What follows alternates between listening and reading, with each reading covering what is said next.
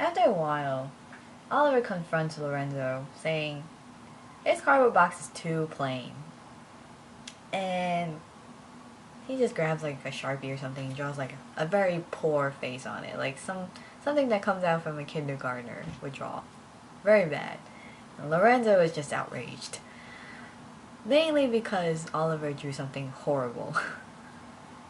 And he stays in his room for 2 days. He doesn't come out. And after 2 days, he finally comes out with his box.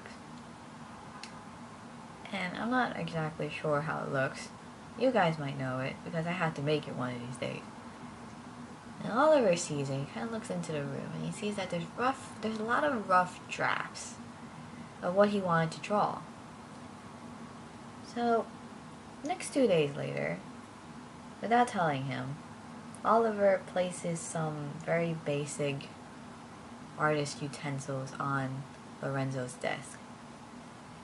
And Lorenzo confronts Oliver completely. He goes like, take it back, that kind of gesture. Oliver goes, "I don't pay you, so take it with grace." And kind of just walks off. He doesn't even give him a chance to like give it back. And Lorenzo's very thankful. And he has something to do from now on. And the thing about being able to live or go through this 200-year period is that art is changing in Europe, and he gets to experience all the changes. That gives him the freedom to create new pieces of artwork for his head, the cardboard box. Now, at this point, he's gone through a couple of names. I personally call him Lorenzo because it's easy for me. But just keep in mind that Oliver and Noah call him different things. Now our final character, who is also very dear to my heart, is my witch character. She comes in a couple years later, so at this point it's probably been 6 or 7 years. At this point, when Lorenzo finds out that she's a witch, he's very frightened. He doesn't know what to do with himself. And the thing about Lorenzo is he's a very finicky personality. He doesn't have a set.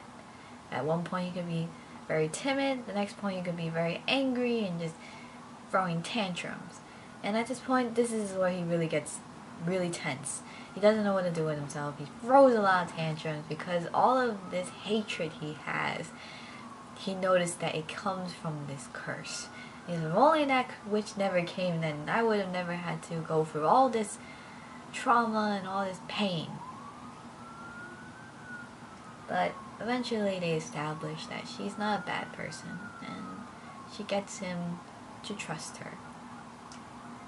And there comes a period where, she and Lorenzo are sitting on this field. They're talking about something. And she finally comes to ask him, because she's never had the opportunity to talk with him directly because of that whole tantrum period. She goes, "What is your real name?" Because she's puzzled, because like Oliver and Noah call him different things. So Lorenzo eventually just tells her, "I do not call myself anything. Call me as you like."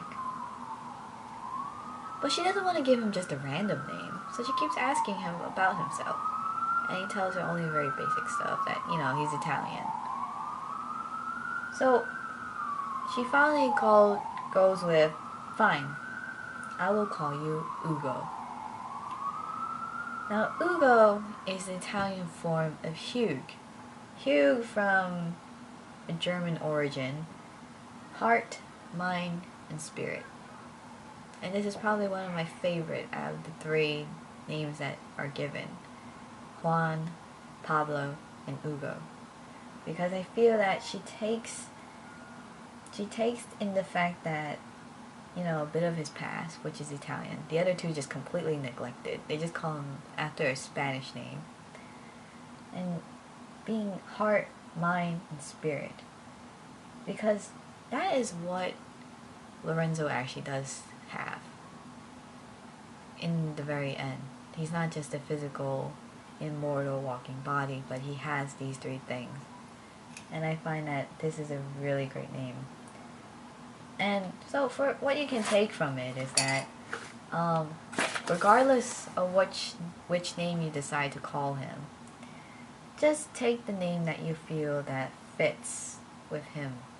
Because eventually, really, names aren't what determine him. Names are what people think of him. He himself doesn't think of him as anything. He just thinks, I am here. And whether you agree with the logic or not is that part of ourselves is determined by how people see us. And names are just a convenience that people call you by, because what else are you supposed to do? Call you hey? And everyone's hey. They hey you, but no. So it's not that names aren't important, and it's not that he doesn't have a self. It's just that it's really hard for him to have a self. What gives him a self, really, a physical sort of illustration or demonstration, is his art for his cardboard boxes. And yeah, that's his character, that's most of his backstory. And then I have a lot of details I left out, so a lot of you are probably pretty skeptical. I was like, well, yeah, how did he go through that journey? But that is the main idea. Of course, there's a lot of other details that are here, but I can't tell you everything. Now, this is a very short cut.